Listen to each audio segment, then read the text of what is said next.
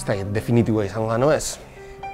Auskalo, baina bintzat urrats importante bat dela, garbi dago, baina ez dator ezer ezetik.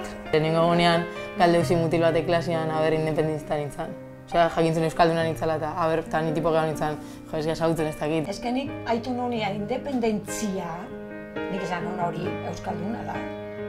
Hitz hori euskalduna da. Justo recorteak eta hemen egia la fuerte.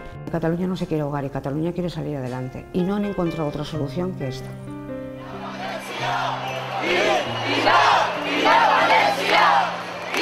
Antzuaz eta hiru elkarrizketatik bi, independentismoa buruz aidea, edo Masek izan du, edo ez dakize.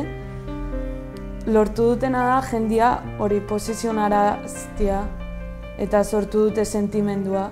Hemen Katalunian pentsamentua due, Euskal Herrian gu baino aurre juten diala.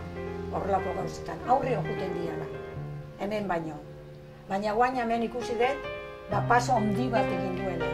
Egoera Euskal Herriaren lautaziok, eta hori aprobetxau egin behar da, nire ustez. Katalunia jotzen nahi bada, aprobetxau eta bai alde batetik eta bai beste aldetik jo. Es que los catalanes ahora quieren la independencia. No se lo vamos a permitir, ¿eh? No, no, no. Haremos lo que sea, pero no se lo vamos a permitir. No le contesté. Porque yo pensé, ¿y qué es lo que tienes que permitir?